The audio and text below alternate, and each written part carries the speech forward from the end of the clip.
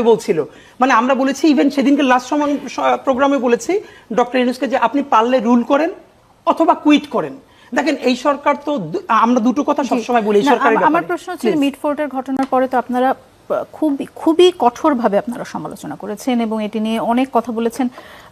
এই ঘটনাটির পরে আমরা খুব নরম করেও আপনাদেরকে কোনো কথা বলতে দেখলাম না। প্রথম কথা হলো যদি আমি আপনাকে বলি, মানে কিভাবে আপনারা ঠিক করেন যে কোন ঘটনার জন্য আপনারা প্রতিবাদ করবেন? আচ্ছা, আমরা যেভাবে ঠিক করি এটা হলো মিডিয়ায় যেটা সামনে আসে, আমরাই তো মিডিয়া এখন পর্যন্ত, আমি আপনাকে এখন পর্যন্ত বলি আমার যেহেতু ফেসবুক আইডি নাই, আমি একটা পেজ দিয়ে চলতেছি, সামনে আসেনি মেইন স্ট্রিম মিডিয়ায় এখন পর্যন্ত আমি সেরকম এটা দেখিই নাই। প্রথম আলো কি মেইন স্ট্রিম মিডিয়া? দেখেন একটা ব্যাপার হলো, আপনি মিটফোর্ডের ঘটনাটা যখন ঘটেছে এটাও কিন্তু মেইন স্ট্রিম মিডিয়া গায়েব করে ফেলেছিল, 2 দিনও আসে নাই, কোনো মিডিয়া করতে পারে না, একটা দুইটা ছোট মিডিয়া ছাড়া। কিন্তু সোশ্যাল মিডিয়ায় ছড়িয়ে পড়ার পর তুমুল আলোচনা ফেলেছে। কিন্তু এটা আমার ব্যর্থতা হতে পারে, অজ্ঞতা হতে পারে, এইটা এখন পর্যন্ত আমার টাইমলাইনে আমি 2 থেকে 3 জায়গায়ও দেখি নাই। এর মানে কি এটা সিগনিফিকেন্ট না? অবশ্যই।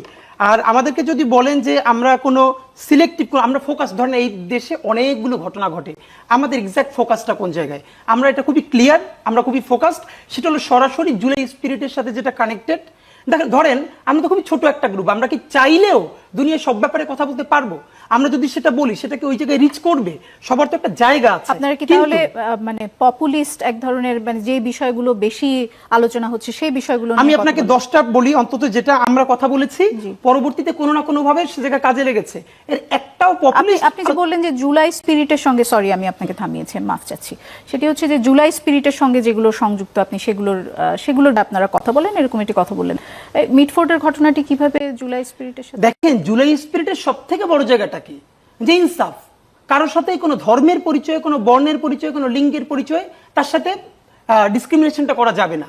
তো একই অবস্থা যখন দেখেন এই কিছুদিন আগে যে খালেদ মহিউদ্দিন ভাইয়ের সাথে আমার শো ছিল, ভাই যেটা বলছিল, আপনাও যেটা বলছিলেন, আমি তো পত্রিকা আমার দেশের সামনে ধরে বলছি বিএনপি, জামাত, এনসিপি সবাই মিলে কিভাবে পাথর খাচ্ছে, এর মানে রাজনৈতিক সমঝোতার ভিত্তিতে।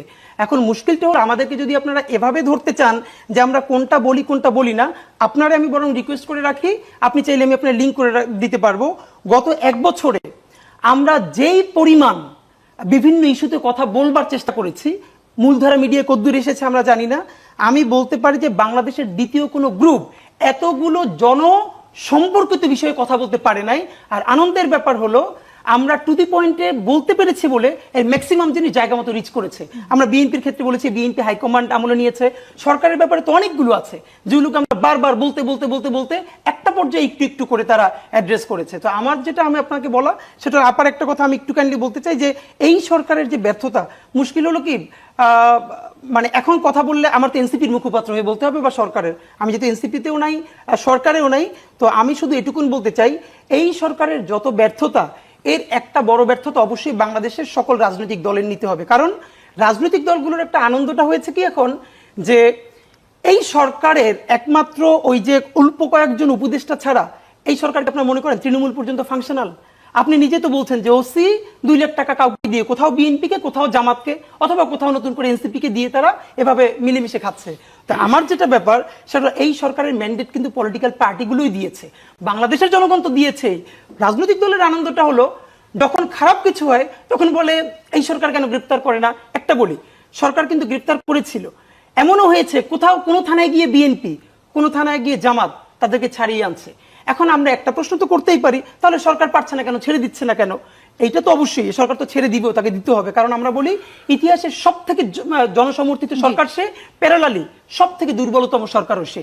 এখন এরকম দুর্বলতম সরকারকে তো আর লম্বা সময় তাকে ম্যান্ডেট দিয়ে রাখারও কিছু নাই। কিন্তু যেটা আপা একটু বলছিলেন,